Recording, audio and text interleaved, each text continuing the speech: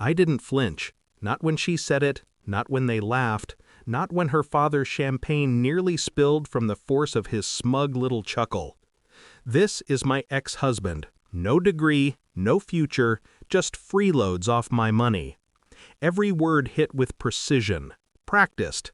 She'd rehearsed it, I could tell. The way her lips curved on freeload. The way her friends leaned in, already expecting the punchline. They laughed like I was the joke that made her successful. I raised my glass, looked her dead in the eyes, and smiled. "Cheers," I said. "This is the last time any of you will see me."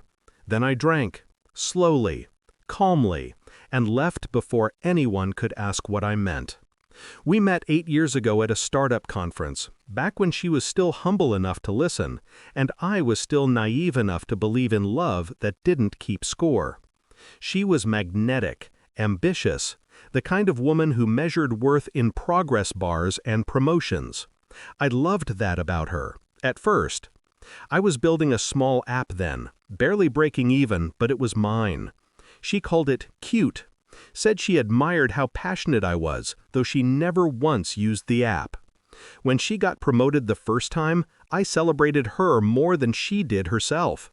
Bought her dinner I couldn't afford, wrote her a letter she never read.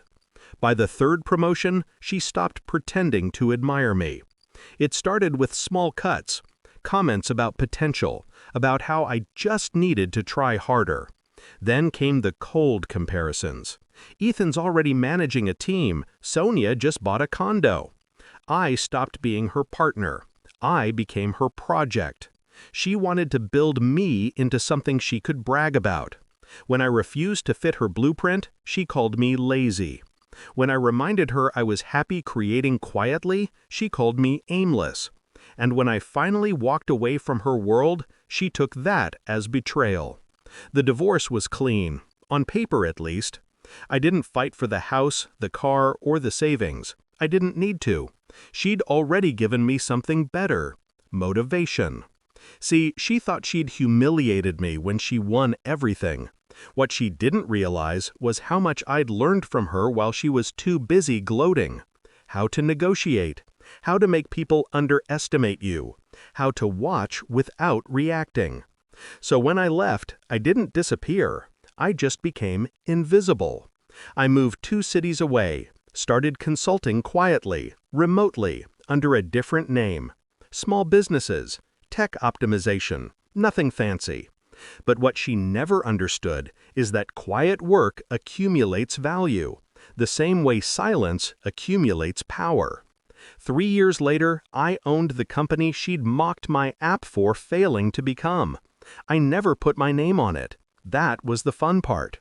The first time she called me after the divorce was by accident. I could hear laughter in the background, clinking glasses. "The investors just signed, babe. I told you. It's done. He's completely out." It took me a moment to realize what she meant. The company she was bragging about, the one she was selling to investors, was built on my old prototype. The same codebase she'd dismissed as useless years ago. I smiled. It wasn't theft, not technically. She'd used what she could from my old open-source version, but her modifications were sloppy, insecure. And the acquisition she was bragging about, it was with my parent company. She had no idea. I let it play out, quietly, patiently. I made sure every document, every contract, every NDA, every licensing term was airtight. Her company's foundation was built on a dependency we owned. One update from us, and her entire infrastructure would fold. Still, I waited, because revenge isn't about striking back, it's about striking right. Then, last month, I got an invitation. Promotion party, celebrating Vice President Emma Clark, her name in gold foil. I RSVP'd. The night of the party, I wore the same suit I'd worn to our wedding. Fitted, calm, symbolic. She looked incredible, like ambition wrapped in silk. I could almost forget who she really was. Almost. The speeches started, the drinks flowed, and when she finally took the mic, Her eyes found me across the room. For a second, I saw it. The flicker of surprise. Maybe guilt. Maybe both. Then she smiled, that same condescending curve of the mouth I once mistook for affection. "And here's someone special tonight," she said. "My ex-husband. No degree, no future, just freeloads off my money." Laughter, all around. Her parents, her co-workers, her investors. I lifted my glass. "Cheers," I said. "This is the last time any of you will see me." Silence. They thought it was a bitter ex's parting shot.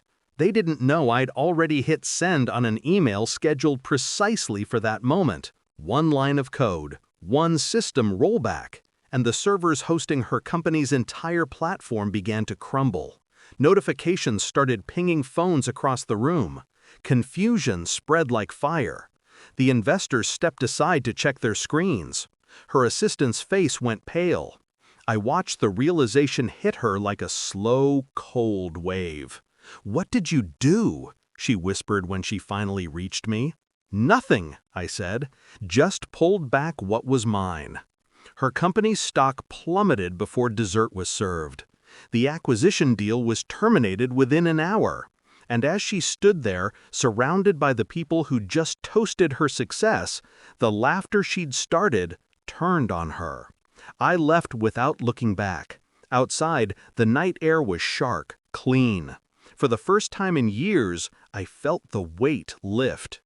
People think revenge is about destruction. It isn't. It's about balance, about restoring what was stolen.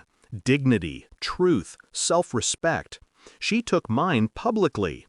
I reclaimed it the same way. Now, when I think of her, I don't feel anger. I feel nothing. And nothing, I've learned, is the purest kind of peace. She was right about one thing, though. I had no degree. But tonight proved something she'll never understand.